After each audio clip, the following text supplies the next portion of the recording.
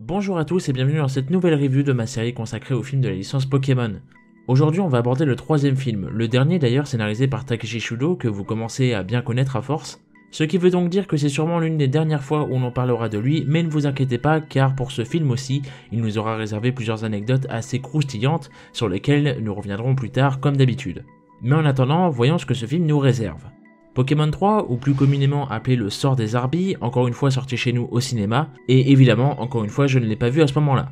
D'ailleurs, si jamais certains d'entre vous ont réussi à l'époque à voir les 3 films chez nous au cinéma, déjà n'hésitez pas à vous manifester en commentaire, car j'imagine que vous êtes peu nombreux, mais franchement, je vous envie, ça devait vraiment être incroyable.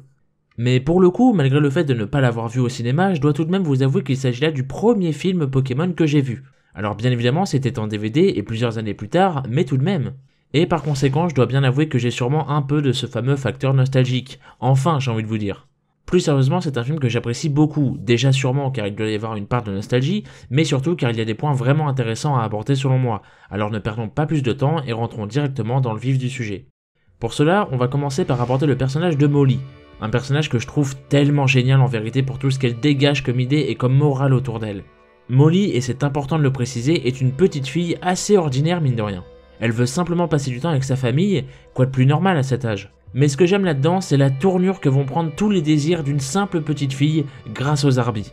Tout ce qu'elle veut, les Arbis vont lui donner.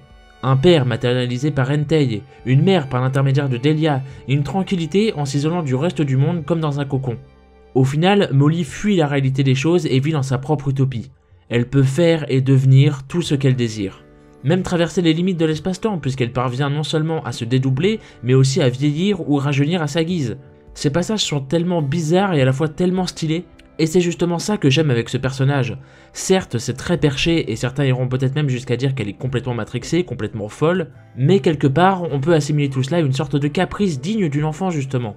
Car quand on est enfant, on déteste par-dessus tout être seul, alors on va s'imaginer des choses, des amis imaginaires, un monde imaginaire, des choses fantaisistes en tout genre. Et c'est exactement ce qu'incarne Molly dans ce film, une petite fille adorable mais assez fragile à la base, à qui on a associé des pouvoirs permettant de transcender la réalité à sa guise. Et malgré tout, je trouve son comportement assez compréhensible. Tout simplement car il s'agit là d'une petite fille, c'est aussi simple que c'est efficace mais surtout cohérent au final.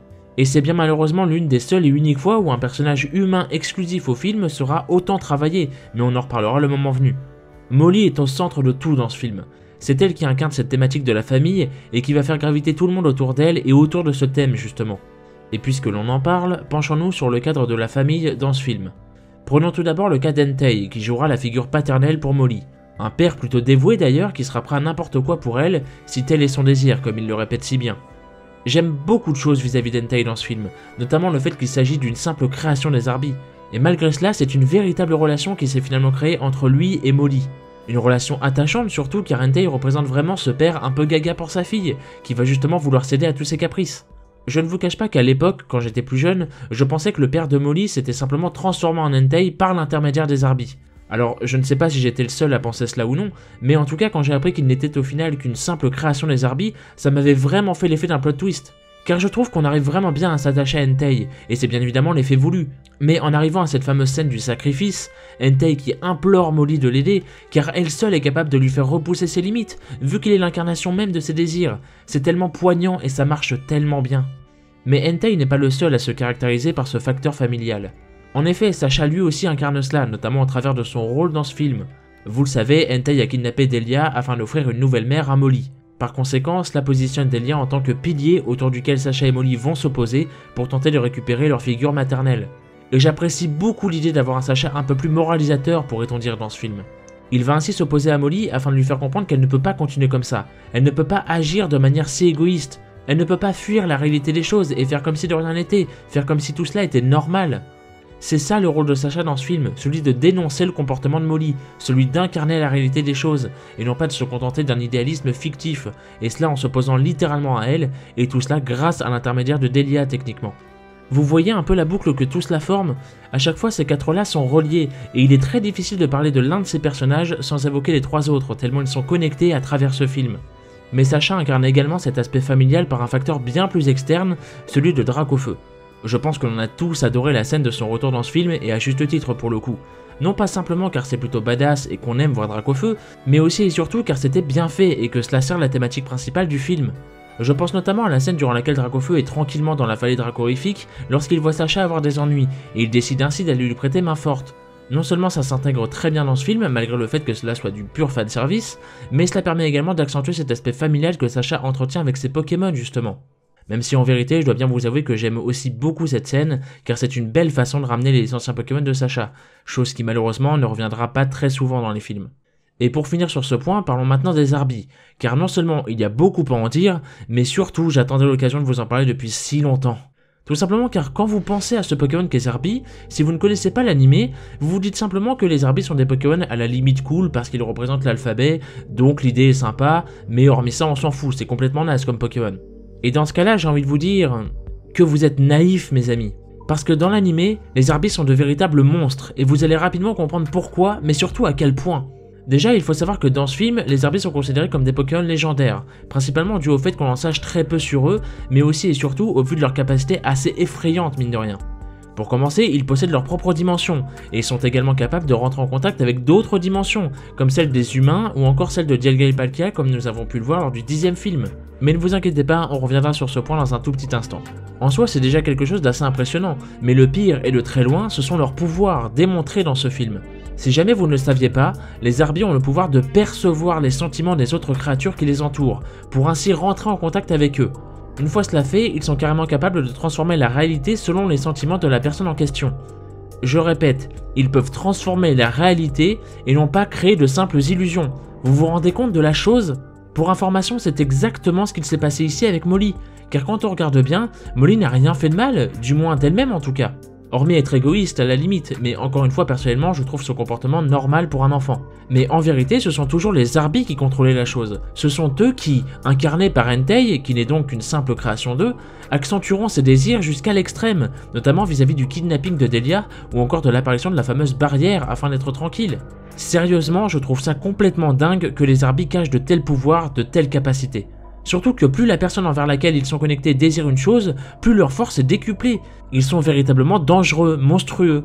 Et très sincèrement, de vous à moi, je trouve ça tout aussi dingue qu'après une telle mise en avant au travers de ce film, les Zarbis n'auront malgré tout pas été plus exploités que ça. Et que ce soit dans les jeux ou bien dans l'animé jusqu'à aujourd'hui, alors que ce film nous prouve qu'il renferme un énorme potentiel.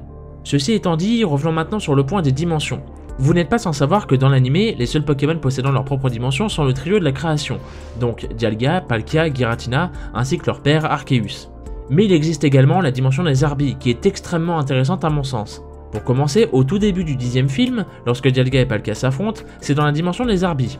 En effet, durant leur combat, on peut y apercevoir plein de petits Zarbis autour des deux titans. Cependant, les Zarbis ne semblent rien ressentir, hormis des ondes de choc qui les éjectent un peu plus loin. Alors que plus tard dans ce même film, on nous montre bien que lorsque Dialga et Palkia s'affrontent, leur pouvoir est tel qu'ils arrivent carrément à désintégrer la ville d'Alamos petit à petit.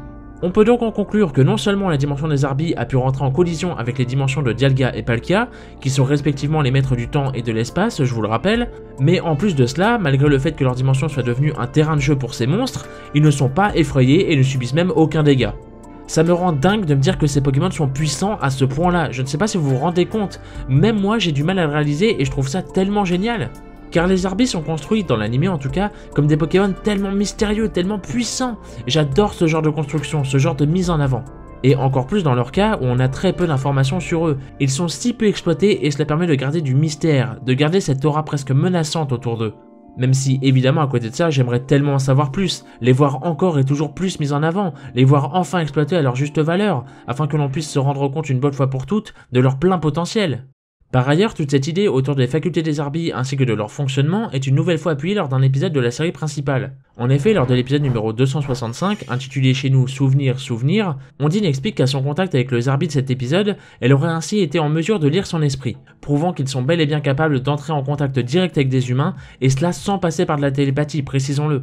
De plus, c'est un épisode très étrange dans lequel le Zarbi parvient à faire rentrer les héros dans une espèce de dimension spéciale représentant l'esprit d'Ambrilex et ses souvenirs pour ainsi mieux comprendre son caractère et pourquoi pas même ses craintes et ses désirs. A ce propos, sachez que techniquement, grâce à cet épisode en particulier, ce troisième film est considéré comme étant canon. Tout simplement car lors de leur rencontre avec ce fameux Zarbi dans cet épisode, les héros ne s'interpellent pas sur un présumé nouveau Pokémon, ce qui sous-entend donc qu'ils le connaissent déjà. Et la seule fois où nos héros ont rencontré un Zarbi auparavant, c'était lors de ce troisième film. Il faut également savoir qu'il s'agit là du seul film de toute la franchise à l'heure actuelle qui ne contient techniquement pas de Pokémon légendaires. Et oui, car Entei ici est bien une création originale des Arby, un peu comme une illusion au final, donc ça ne compte pas vraiment. Pour l'anecdote, il faut savoir qu'initialement ce film n'était pas du tout censé être tel qu'il est aujourd'hui. A la base, le troisième film Pokémon était censé faire apparaître des dinosaures et plus précisément un T-Rex. Et oui, c'est surprenant, mais évidemment, vous vous en doutez, ça ne s'arrête pas là. L'idée initiale était donc d'inclure de véritables animaux, ou en tout cas ce dinosaure-là, à partir d'un fossile qui serait revenu à la vie. Attention, on parle bien ici d'un véritable fossile animal, et non pas celui d'un Pokémon, je le précise. Takeshi Shudo a ainsi expliqué sur son blog, comme toujours, que pour ce film, il avait prévu d'évoquer la thématique de la vie sur Terre avant l'existence même des Pokémon. Selon lui, les animaux réels n'existent pas dans le monde des Pokémon. Il précise même que lors des rares épisodes de l'anime où il y en a, ce sont des erreurs du staff qui n'ont pas fait assez attention. Il souhaitait ainsi bousculer la question de la sorte. Qu'est-il arrivé aux animaux? Pourquoi le monde des Pokémon est-il doté d'arbres, de fleurs, mais non pas d'animaux? Et au final, quelle est la différence entre des Pokémon plantes et de véritables plantes? Il confie également que le script de base commençait par le professeur Chen qui aurait découvert le fossile d'un T-Rex, ce qui aurait ainsi conduit à la révélation que d'autres créatures existaient en ce monde avant l'avènement des Pokémon. Plus tard, ce même T-Rex serait revenu à la vie et aurait commencé à semer le chaos un peu partout dans la région de Kanto. D'ailleurs, un trailer japonais pour ce film avait vu le jour dans lequel on y aperçoit Mewtwo entrant dans une sorte de caverne. Il était donc certainement prévu que Mewtwo soit présent dans ce film à la base. Au final, il paraîtrait que l'idée aura été abandonnée au fur et à mesure que les designs pour la seconde génération de Pokémon furent révélés. On ne peut donc qu'imaginer et se faire une petite idée d'à côté de quel genre de film nous sommes passés. Et je ne dis pas forcément que celui-ci aurait été mieux ou à l'inverse moins bien que celui que nous avons eu au final, mais en tout cas j'adore ce genre d'anecdote. Ce genre de révélation qui permet d'imaginer toutes les autres choses que les scénaristes avaient en tête, que ce soit pour l'animé ou bien même pour les jeux, je trouve ça réellement fascinant. Et il faudrait que je me penche un peu plus sur ces cas-là à l'avenir pour une prochaine vidéo, ça pourrait être sympa. Sinon, concernant l'identité de la mère de Molly dans ce film, il faut savoir qu'il y a une histoire bien sombre derrière tout cela. Durant tout le film, on n'entend aucunement parler de sa mère, sous-entendu donc qu'elle serait morte. Mais au final, dans l'ending, on aperçoit une femme aux côtés de Molly et de son père, avec une mise en scène faisant fortement penser à une réunion de famille. Et si jamais vous l'ignoriez, la raison à cela est très simple, c'est la mère de Molly, qui était tout simplement malade. Sauf que l'envers du décor, encore une fois révélé par Takeshi Shudo, est bien moins simpliste. Pour remettre les choses dans leur contexte, pendant la production même du film, Shudo fut contraint de passer un certain temps à l'hôpital afin de régler quelques problèmes de santé. L'écriture du film fut ainsi relayée à Sonoda, l'un de ses assistants qui a été chargé de reprendre les idées de Shudo. Cependant, au lieu de suivre ses idées, il a décidé à la place d'inclure la scène avec la mère de Molly à la fin, chose qui n'était pas du tout prévue par Shudo. Ce dernier, en voyant le résultat final, était totalement contre l'idée. Selon lui, ça n'avait plus aucun sens que Molly accepte une autre mère pour remplacer la sienne, si au final cette dernière était toujours en vie. Elle aurait très bien pu aller voir sa mère à l'hôpital comme une enfant parfaitement normale. De plus, et là on rentre plus dans le domaine de la vie privée, mais sachez que le nom japonais de Molly, à savoir Mi, est le dérivé d'un surnom que Takeshi Shudo employait pour sa propre fille. Qui plus est, il faut savoir qu'au moment de son séjour à l'hôpital, sa mère fut décédée, ce qui fait que cette histoire résonna encore plus en lui. Au final, cette histoire aurait été l'une des nombreuses raisons pour lesquelles Takeshi Shudo aura finalement décidé de quitter l'industrie de l'anime de Pokémon, refusant de travailler à nouveau avec Sonoda. En conclusion, c'est un film que j'apprécie tout particulièrement. Entre toute cette idée des Arby qui, vous l'aurez compris au fur et à mesure de cette vidéo, sont véritablement bien construites dans ce film et me plaît beaucoup, ou encore toute cette thématique et ces morales autour de la famille incarnées et liées ici par tous les personnages. Il est important selon moi de noter qu'il s'agit là du dernier film scénarisé par Takeshi Shudo, et c'est pour cela que je n'ai pas cessé de vous parler de ce grand monsieur au cours de mes reviews sur les 3 premiers films de la licence. Tout simplement car c'est grâce à lui que nous avons eu droit à une telle trilogie si j'ose dire. Des films qui osaient des choses, remplis de double lecture et de thèmes plutôt matures qui nous parlent et qui sont sacrément bien exécutés. Cet homme aura beaucoup souffert pour nous offrir de tels films, et j'espère avoir pu lui rendre hommage de cette façon. Ou, à moindre mesure, j'espère vous avoir rendu curieux vis-à-vis de certaines de ces histoires que je trouve véritablement passionnantes. Mais bon, en tant que fan assez hardcore de l'anime de Pokémon, quoi de plus normal vous me direz. Par ailleurs, sachez que je n'ai pas totalement fini de vous parler de lui sur ma chaîne. Je vous donne donc rendez-vous très prochainement pour une vidéo assez spéciale entièrement consacrée à l'histoire et aux confessions de ce dernier sur son rapport avec l'anime de Pokémon. En attendant, j'espère sincèrement que cette review vous aura plu. Bien sûr, n'hésitez pas à me donner vos retours, vos avis en commentaire. Et quant à moi, je vous dis à bientôt pour de prochaines vidéos, enfin, si tel est votre désir.